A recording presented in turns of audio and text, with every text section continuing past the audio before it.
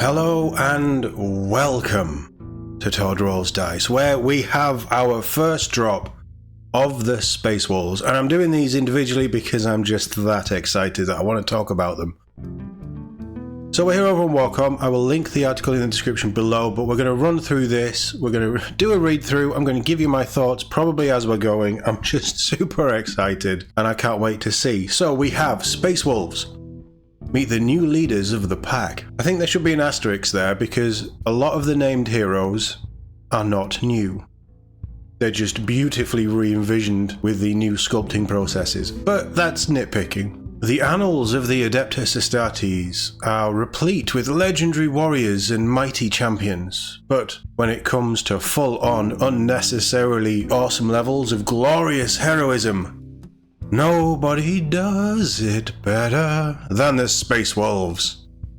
At least according to Fenrisian superfan Sai, who you may know from Warhammer TV. So Sai is the big Space Wolves fan. Okay,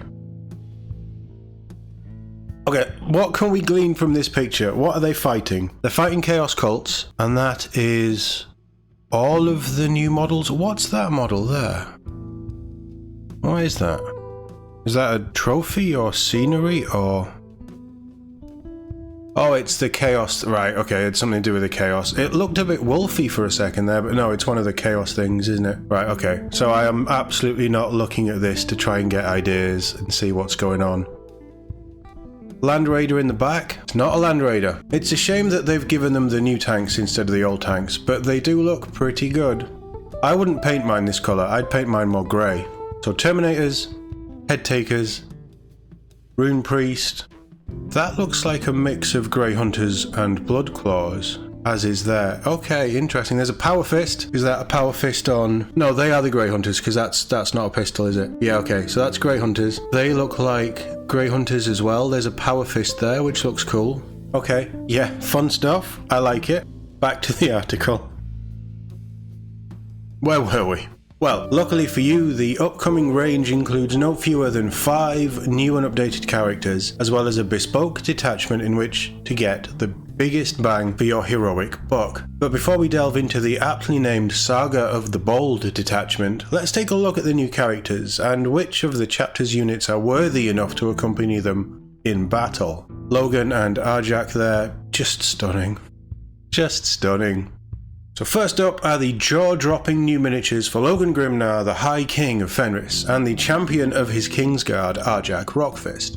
With both these legends of the chapter taking to the battlefield in Terminator armor, their bodyguards of choice are the Wolfguard Terminators. Rugged resilience will see these stoic Wolfguard protect their lords against all but the most determined attack, though to that end you'll likely want to swap out a few Stormbolters for Storm Shields for that handy additional wound. So rugged resilience. Each time an attack targets this unit, if the strength characteristic of that attack is greater than the toughness characteristic of this unit, subtract 1 to the wound roll. Okay, so it's not just a flat -1 to wound, but that's good. If you're hitting them with a big gun, they can shrug off an element. Nice. That's a fun rule.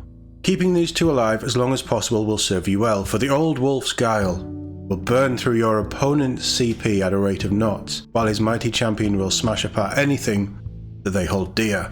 Logan Grimnar, Guile of the Wolf. Each time your opponent targets a unit from their army with a stratagem, if this unit is within 12 inches of that model, increase the cost of that usage of that stratagem by 1 CP.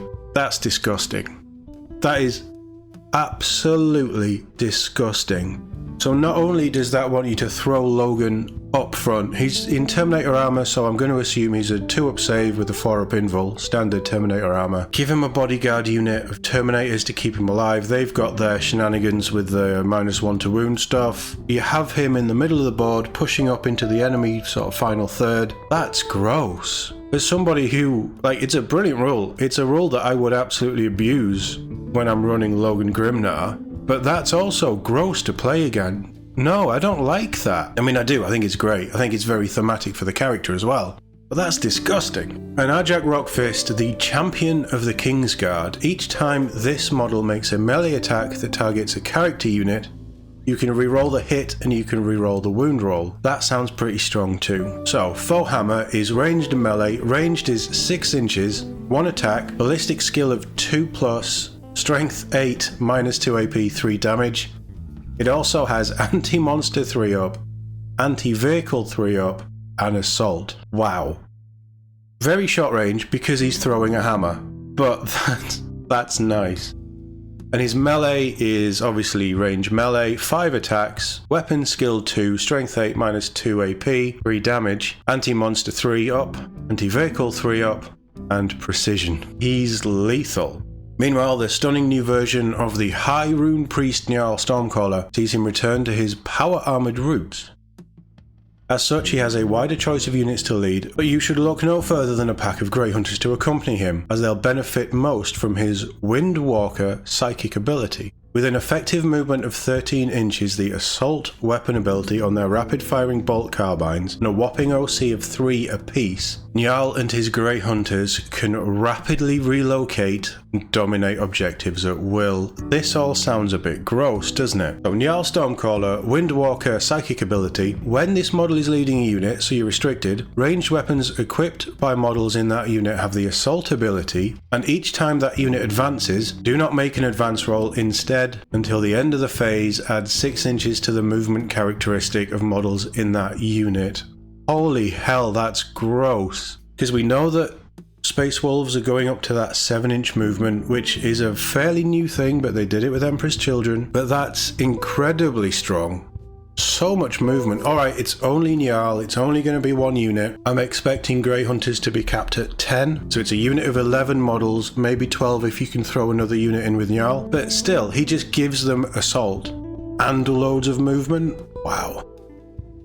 They are power, I will just throw out, they are power armor, so it's not Terminator armor, it's going to be a 3-up save. Njal probably has an invul, but the others won't, so yeah. Interesting. Very interesting, but I like it. It's handy that the Wolf Priest kit comes with a number of different assembly options, as you'll want one to lead each of your Blood Claw packs into the fray. Their healing balms will keep your reckless young warriors topped up, while their bellowed oratory will inspire your Blood Claws to even greater heights of ferocity. So, the beautiful new Wolf Priest, healing balms, while this model is leading a unit, so again they have to be leading a unit. In your command phase you can return 1 destroyed model, excluding character models, to that unit. Very nice apothecary style rule. And they also have the Litany of Hate, while this unit is leading a unit. Each time a model in that unit makes a melee attack, add 1 to the wound roll. Maybe pair them with head takers? So you've got that with some blade guard? Maybe? Wow. That's exactly what I wanted from that model. I mean, it sounds gross. They sound very strong, don't they, so far? This stuff. Finally, a Wolfguard battle leader is the perfect choice to accompany your Wolfguard head takers. Whether you choose to arm both your heroic leader and his bodyguard with storm shields for the additional staying power, or to take the fight to the foe on foot, or ride to war inside an impulsor with dual-wielding head takers, for a brace of additional attacks, they're a match made in the halls of Russ. So reading that then, it's not 1 additional attack, it's 2 additional attacks for dual wielding, which is interesting because normally we've only seen it with 1 extra attack, but they also gain twin linked. Yeah, I'm interested to see what their datasheet is then. So the Wolfguard battle leader, Tempered Ferocity. While this model is leading a unit, so again, it's not an all the time thing. Weapons equipped by models in that unit have the Sustained Hits 1 ability. Wow. And each time a model in that unit makes an attack that targets an enemy unit within 6 inches, reroll a hit roll of 1. I know Space Marines have been struggling in the last 18 months of this edition, but that just sounds very strong, don't we think? Sustained hits 1 and reroll 1s if you're in melee or pistol range. I mean, nice rules. Very nice rules. So, to the most heroic of all detachments, Saga of the Bold. You'll want to load up on as many characters as possible. What's the star? Easily done with Space Wolves. Remember that both Bjorn the Fell-Handed and Murderfang are characters too. And we don't have to mention Ragnar Blackmane, Ulrich the Slayer, or the Iron Priesthood.